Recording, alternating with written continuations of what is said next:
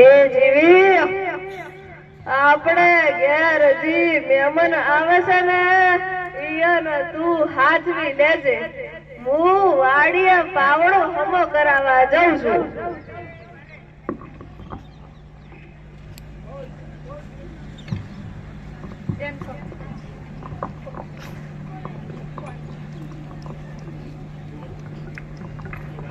Hello, જીવી speaking.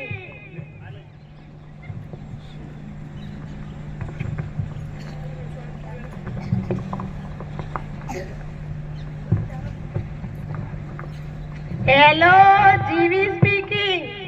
Hello, હું જીવતી બોલું છું. હા, જીવતી હોય તો જ બોલે ને. ઘણા દાડા મોટે બનની યાદ આવી કા?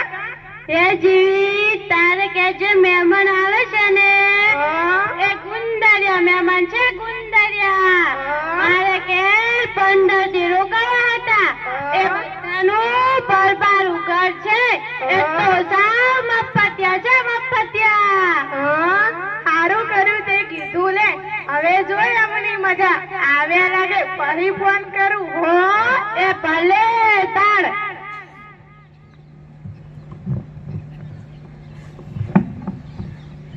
એ જય શ્રી કૃષ્ણ. જય શ્રી કૃષ્ણ. આવો આવો, બેહો બેહો.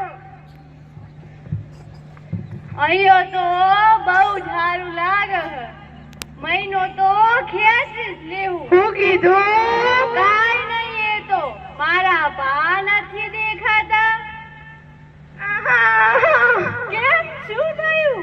તમારા બાનું તો મગજ ખસી ગયું છે.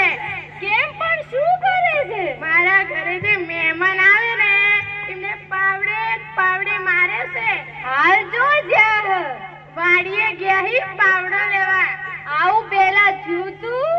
કાલે તમારા જેવા ડાયા અને ડમરા મહેમાન આયા હતા. તમારા ભાઈ આવીને એમને પાવડે પાવડે માર્યા. સારું થયું તમે કીધું તો સારું. અમે નીકળીએ છીએ. હા તો બા કે છે તો ચા તો પીતા જઈએ. દૂધવાળી બનાવું કે કાબો? કાબો તો રોજ પીએ છીએ. આજે તો દૂધવાળી ઠપકારી. સૂંઢ નાખું કે આદુ? આદુવાળી તો રોજ પીએ છીએ. આજે તો સૂંઢવાળી ઠપ. કપમાં પીશો કે રકાબીમાં? રકાબીમાં તો રોજ પીએ છીએ. આજે કપમાં સ્ટીલના કપમાં પીશો કે કાચના? કાચના કપમાં તો રોજ પીએ છીએ. આજે સ્ટીલમાં ઠપકાર્યું.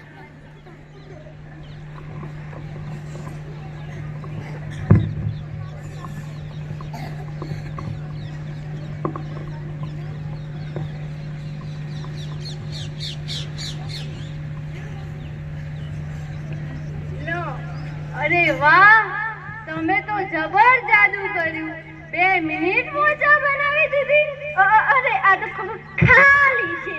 ભરેલી તો રોજ પીતા જશો. આજે ખાલી ઠપકારો.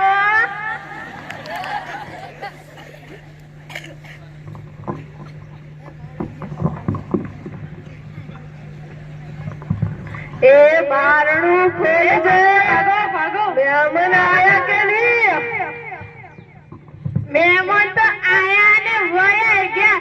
આયા તાના પાવડો કરતા હતા. તો આ બી નો દેવાય. હજુ તો અહીંયા પોતે આવશે. હું હાલ તો આવું. એ પાવડો લેતો જો. એ કહું છું પાવડો લેતો જો.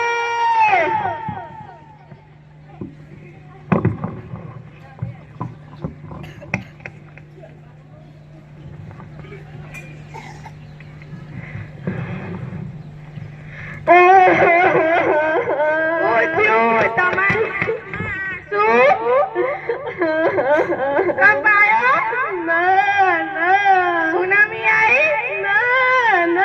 કઈ ભાગી ગયું કે તૂટી ગયું? ઈ તો મને વાંચતા જ નહીં આવડતું. લાવ હું વાંચું. ચમ રોવો છો? ભારત મેચ હારી ગયું? ના ના. ભૂકંપ આવ્યો? ના ના. સુનામી આવી? ના ના.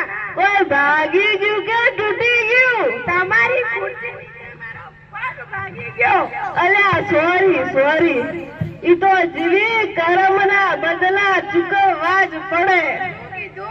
એમ કહું છું, રાતે હળદર લગાઈ દેજો. મારી ચટણી ચિંતા કરે, હું તો કહું મને હાથે ભવે આજ ઘરવાળો મળે. હે ભગવાન, આ હાથમાં જન્મ હોય. શું કીધું? હું હાથની 14 જન્મની વાત કરું જીવી. સારું લ્યો. હેલો, જીવો સ્પીકિંગ. કેટલા વાગે? હોસ્પિટલમાં? ક્યારે? શું થયું? જીવી બા ગુજરી ગયા. એમાં રોવાનું ના હોય. બાની ઉંમર કેવડી ને વાત કેવડી. હવે તો જીવતા જગતિયું કરવાની જરૂર હતી. હવે તો યમરાજની વાંક નથી. પણ જીવી મારા બા નહીં તો તારા બા ગુજરી ગયા.